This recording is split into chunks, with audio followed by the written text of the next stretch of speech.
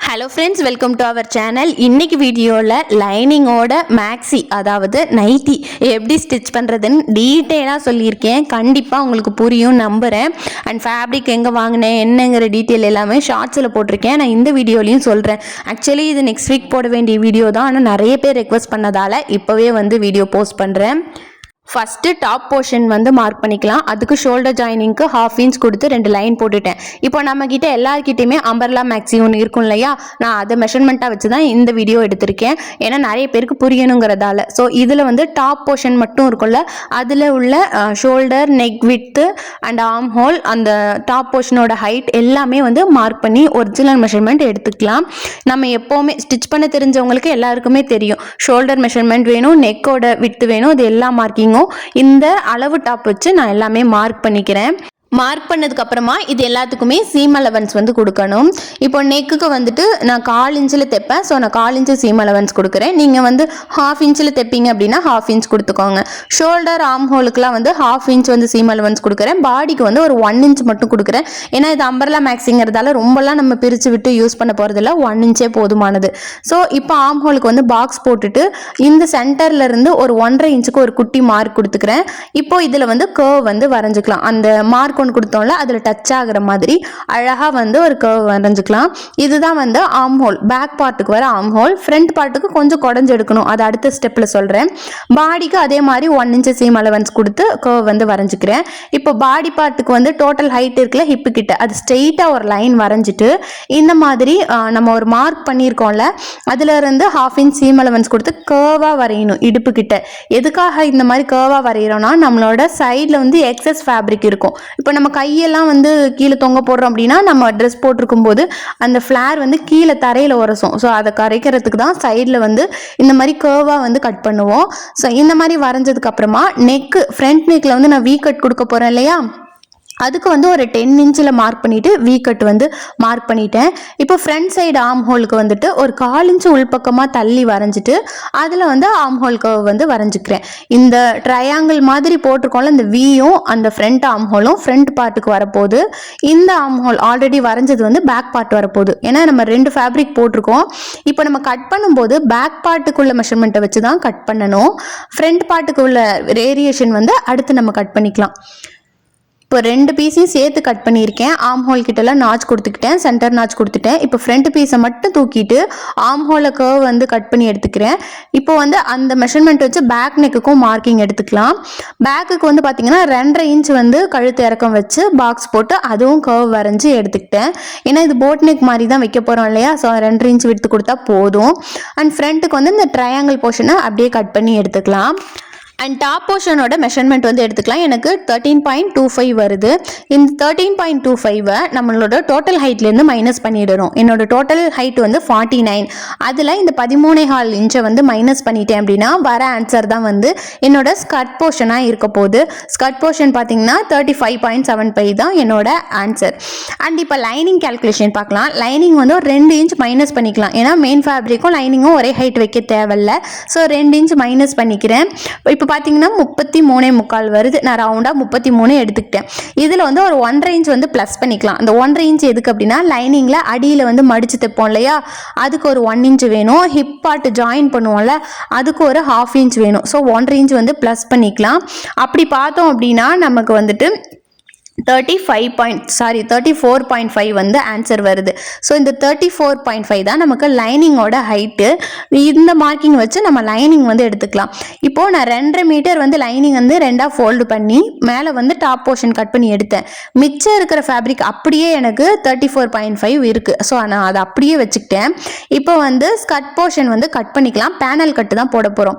நம்மளோட hip measurement எனக்கு 9.5 வந்துச்சு. அது 2ஆக ஃபோல்ட் பண்ணும்போது 4.25 வந்துச்சு. ஸோ அது கூடவே 1/2 இன்ச் 2 பார்ட்டையும் ஜாயின் பண்ணணும்ல, அதுக்கு ஒரு 1/2 இன்ச் சேர்த்துக்கலாம். மொத்தமாக பார்த்தீங்கன்னா 5.5 வச்சுருக்கேன் ரேண்டமாக. நீங்கள் 5.5லேருந்து 6 வரைக்கும் வச்சிங்கன்னா கரெக்டாக இருக்கும். இப்போது ஃபோல்டட் எட்ஜ் இருக்குல்ல, அங்கேருந்து 5.5 இன்ச் மார்க் பண்ணியிருக்கேன். இது 2 ஃபேப்ரிக் இருக்குது, அடியிலையும் ஒரு ஃபோல்டட் எட்ஜ் இருக்குது. ஸோ இது அப்படியே ஆப்போசிட்டில் திருப்பி அந்த கார்னரில் இருந்து 5.5 அங்கேயும் மார்க் பண்ணிக்கிட்டேன். ஸோ இந்த ரெண்டையும் வந்து ஜாயின் பண்ணி அதை அப்படியே கட் பண்ணி எடுத்துட்டேன். இப்போது இந்த பீஸை அப்படியே உல்ட்டாவாக திருப்பிட்டோம் அப்படின்னா நமக்கு வந்துட்டு இன்ஸ்கர்ட் வந்து ரெடி ஆயிடுச்சு. இதுதான் பேனல் கட்டுன்னு சொல்லுவோம். இதுதான் இன்ஸ்கர்ட்டோட மெத்தடுமே. ஸோ இதை வந்து அந்த 1/2 இன்ச் சீம் அலவன்ஸ் கொடுத்தோம்ல அதே மாதிரி ஜாயின் பண்ணிட்டோம் அப்படின்னா நமக்கு வந்து லைனிங் வந்து அழகாக வந்து ஸ்கர்ட் மாதிரியே கிடச்சிரும். இப்போ நம்ம மெயின் ஃபேப்ரிக்கில் லைனிங் வச்சு கட் பண்ணிக்கலாம். அண்ட் வந்து ஸ்கர்ட் போர்ஷனுக்கு மெயின் ஃபேப்ரிக்கும் வந்து கட் பண்ணிக்கலாம். நம்மளுக்கு டோட்டல் லென்த்தில் வந்துட்டு நமக்கு டாப் போர்ஷன் போக மிச்சம் எவ்வளோ வேணும் நம்ம கேல்குலேட் பண்ணியிருந்தோம்ல அந்த மெஷர்மெண்ட்டோட ப்ளஸ் ஒரு 1.5 இன்ச்சு சேர்த்து நம்ம ஹைட் வந்து மார்க் பண்ணிக்கலாம். இடுப்பு பகுதியும் வந்து நம்மளுக்கு 9.5 வந்து வந்துச்சு. ப்ளஸ் வந்து ஒரு 8 இன்ச் நான் ஆட் பண்ணிக்கிறேன். இந்த 8 இன்ச் எதுக்கு எக்ஸ்ட்ரா கொடுக்குறேன் அப்படின்னா நம்ம நடுவில் வந்து ஒரு பாக்ஸ் ப்ளீட் கொடுக்க போகிறோம்ல இடுப்பு கிட்ட. ஸோ அந்த ப்ளீட்டுக்கு நமக்கு ஃபேப்ரிக் வேணும். அதுக்கு வந்து நான் ஒரு 8 இன்ச் வந்து எக்ஸ்ட்ரா ஆட் பண்ணிக்கிறேன். இப்போ வந்து ஃபேப்ரிக் வந்து 4ஆக ஃபோல்டு பண்ணியிருக்கேன். நம்ம சுடிதார்லாம் கட் பண்ணுறதுக்கு எப்படி 4ஆக ஃபோல்டு பண்ணியிருப்போமோ அதே மாதிரி ஃபோல்டு பண்ணியிருக்கேன். 2 பீஸ் வந்து தனித்தனியாக வரும் நமக்கு. ஸோ டோட்டலாக எனக்கு அந்த 8 இன்ச்சை 9.5ஓட ஆட் பண்ணி வர ஆன்சரை வந்து ஹிப்பு மார்க் பண்ணி கட் பண்ணி எடுத்துக்கிட்டேன். இப்போ வந்து நம்ம ஸ்லீவ் வந்து கட் பண்ணிக்கலாம். Sleeve as usual folded edge 2 இருக்கிற மாதிரி இந்த மாதிரி வந்து எடுத்திருக்கேன். இப்போ எனக்கு 1/2 இன்ச் வந்து மடித்து தைக்கிறதுக்கும் 9 இன்ச் ஸ்லீவோட ஹைட்டும் வந்து மார்க் பண்ணிக்கிறேன். நான் சொல்கிறத விடவே நீங்கள் வீடியோவை கொஞ்சம் நல்லா கவனிச்சிங்கன்னா உங்களுக்கு புரியும். எனக்கு வந்து எக்ஸ்பிளைன் பண்ணுறது வீடியோ ஃபாஸ்ட்டாக போகுது. ஸோ நான் அந்தளவுக்கு ஃபாஸ்ட்டாக சொல்லிடுறேன். ஸோ இப்போ வந்து ஆர்ம் ஹோல் மார்க்கிங் அளவு ட்ரெஸ்லேருந்து எடுத்துக்கிட்டேன். இதுக்கு வந்து நான் குட்டியாக ஷோல்டர் பஃப் கொடுக்க போகிறேன் இல்லையா, அதனால் வந்துட்டு ஃபஸ்ட்டு ஆர்ம் ஹோல் ஸ்கேல் வச்சு வரைஞ்சி எடுத்துக்கலாம். அதுக்கப்புறம் வந்து ஷோல்டர் பஃபுக்கு ஹைட்டு வந்து ஒரு 3 இன்ச் வந்து மார்க் பண்ணிக்கலாம்.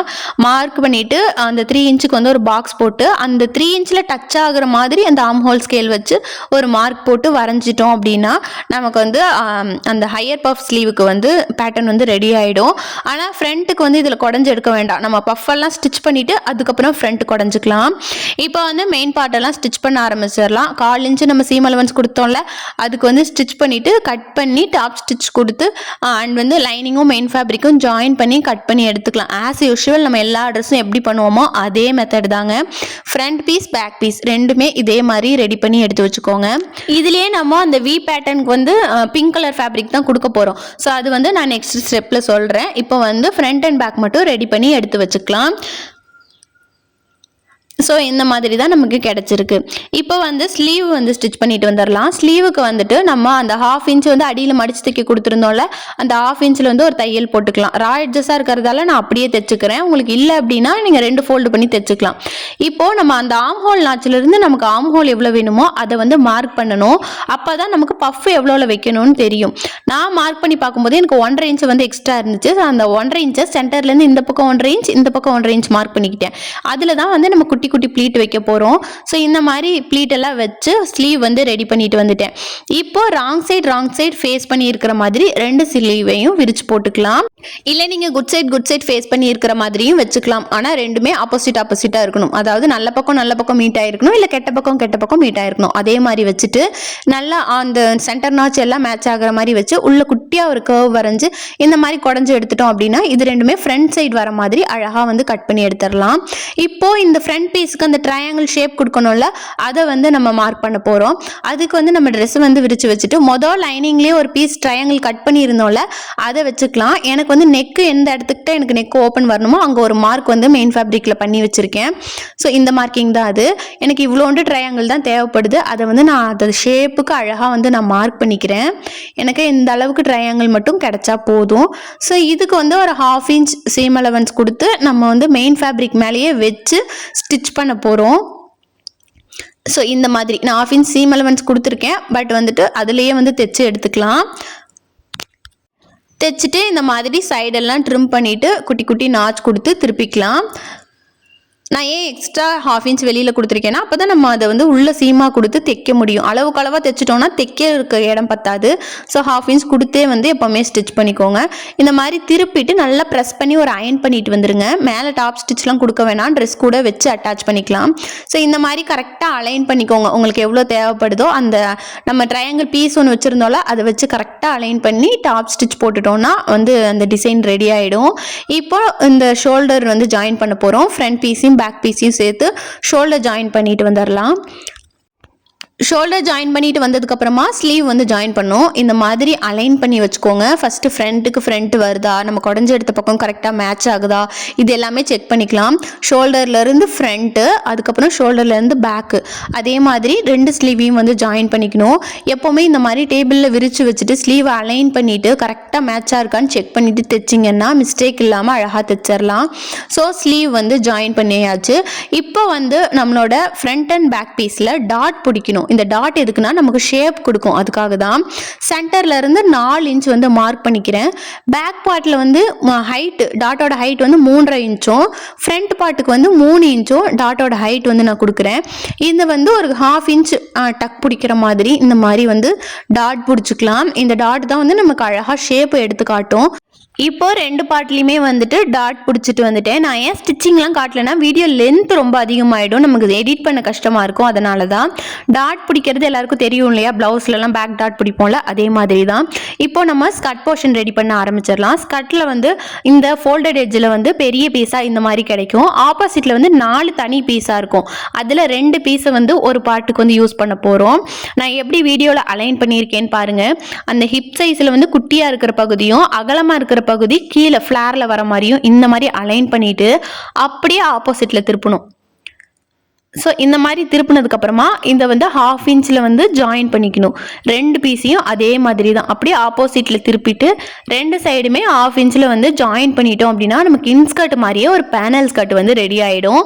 இதே மாதிரி தான் 2 பார்ட்டையும் ரெடி பண்ணி வச்சுக்கணும். ஃப்ரண்ட் பார்ட்டுக்கு ஒரு பீஸும் பேக் பார்ட்டுக்கு ஒரு பீஸும் 2 வந்து நமக்கு இந்த இன்ஸ்கர்ட் மாதிரியே 2 லைனிங் பீஸ் வந்து கிடைக்கும்.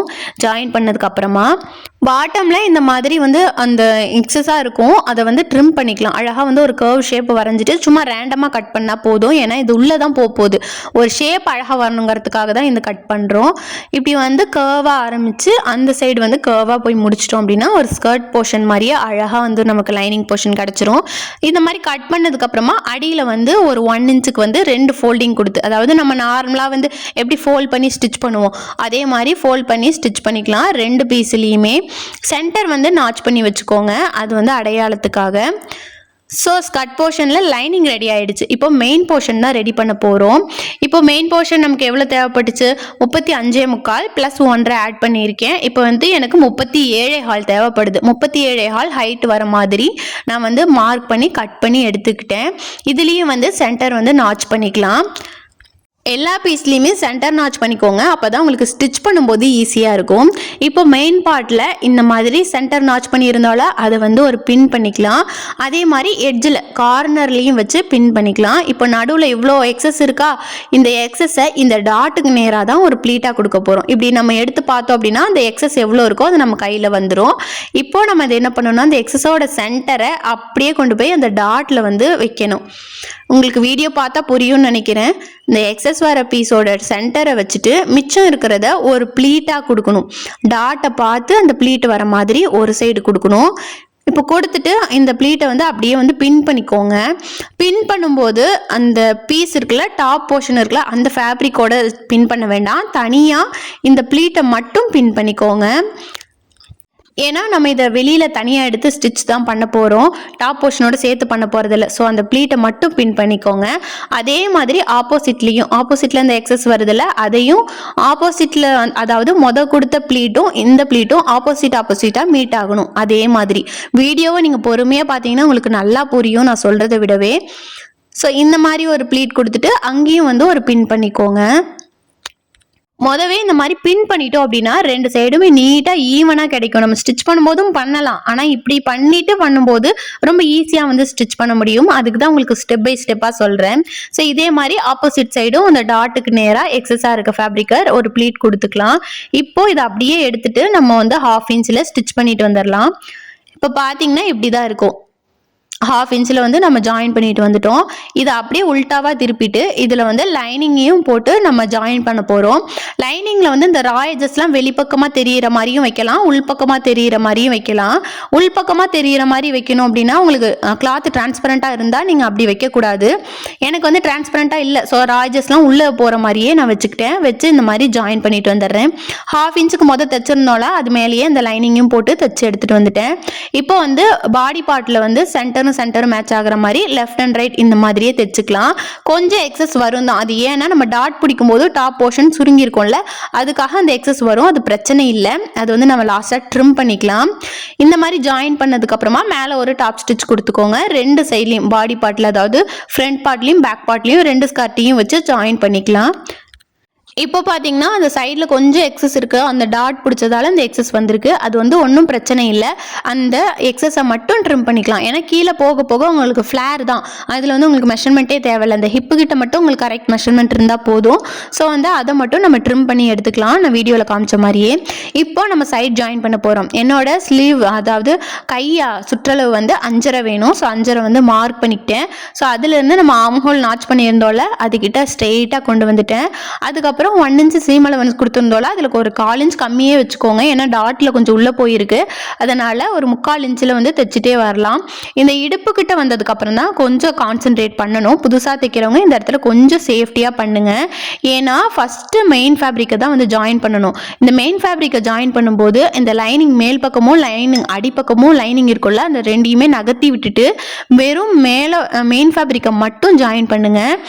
அதுக்கப்புறமா தான் நம்ம லைனிங்கை வந்து ஜாயின் பண்ணணும். லைனிங் கொடுத்து ஸ்டிச் பண்ணும்போது இந்த இடத்துல தான் கொஞ்சம் சொதப்போம் நிறைய பேருக்கு. கொஞ்சம் பொறுமையாக ஸ்டிச் பண்ணிங்கன்னா கரெக்டாக வந்துடும். இப்போ மெயின் பார்ட் ஃபுல்லாக ஸ்டிச் பண்ணிட்டு வந்துட்டோமா, அடுத்து லைனிங். அப்படி இப்போ லைனிங் ஸ்டிச் பண்ணும்போது உள்ள மெயின் பார்ட் இருக்குல்ல, அந்த மெயின் பார்ட் வந்து ஸ்டிச்சில் மாட்டக்கூடாது. ஸோ அதை உள்ளே நல்லா தள்ளி விட்டுட்டு லைனிங் ஃபேப்ரிக்கை மட்டும் வெளியில் இழுத்து வச்சு இந்த மாதிரி ஒரு 1/2 இன்ச்சில் வந்து ஃபுல்லாக ஸ்டிச் பண்ணிக்கலாம். இந்த இடம் கொஞ்சம் கஷ்டமாக தான் இருக்கும், ஆனால் சுருக்கம்லாம் வராது, கரெக்டாக இருக்கும். நீங்கள் ஸ்டிச் பண்ணிவிட்டு திருப்பி பார்த்தீங்க அப்படின்னா சுருக்கம்லாம் எதுவுமே இருக்காது. இதுதான் இதோட மெத்தட். லைனிங் கொடுத்து தைக்கும் போது இப்படி தான் தைக்க முடியும். ஸோ வந்து நீங்கள் சுருக்கெல்லாம் வருதெல்லாம் பயப்படாதீங்க, அழகாக வந்து நீங்கள் பொறுமையாக கொஞ்சம் ட்ரை பண்ணிங்கன்னா வந்துடும் உங்களுக்கு. ஸோ நம்ம ஃபைனலி 2 சைடுமே ஜாயின் பண்ணி எடுத்துகிட்டு வந்துட்டோம். இப்போ டோட்டல் ஹைட்டில் வந்து ஏதாவது எங்காச்சும் கொஞ்சம் எக்ஸஸ் இருக்கும், கண்டிப்பாக அப் அண்ட் டவுன் வரும். ஸோ அது எல்லாத்தையும் கரெக்டாக வந்து ட்ரிம் பண்ணிக்கலாம். ஏன்னா அந்த அப் அண்ட் டவுன் வந்து நம்ம ஸ்டிச்சஸில் கொஞ்சம் 1/4 இன்ச் முன்ன பின்ன தைச்சிருப்போம், அதனால் வரும் தான், அது பிரச்சனை இல்லை. கரெக்டாக ட்ரிம் பண்ணிவிட்டு சுற்றியும் வந்து ஒரு 1 இன்ச்சுக்கு மடித்து தைச்சிட்டோம் அப்படின்னா நம்மளோட frock model nighty ready. Umbrella மேக்ஸியும் இதே தாங்க, பேனல் கட்டு மேக்ஸியும் இதே தான், எல்லாமே இதே மெத்தட் தான். உங்களுக்கு வேணும்னா நீங்கள் ஹிப்பில் வந்து ரோப் வந்து இடையில அட்டாச் பண்ணிக்கலாம். ஸோ கண்டிப்பாக இந்த மெத்தட் ட்ரை பண்ணிவிட்டு உங்களுக்கு புரிஞ்சுதா பிடிச்சிதான்னு சொல்லுங்கள்.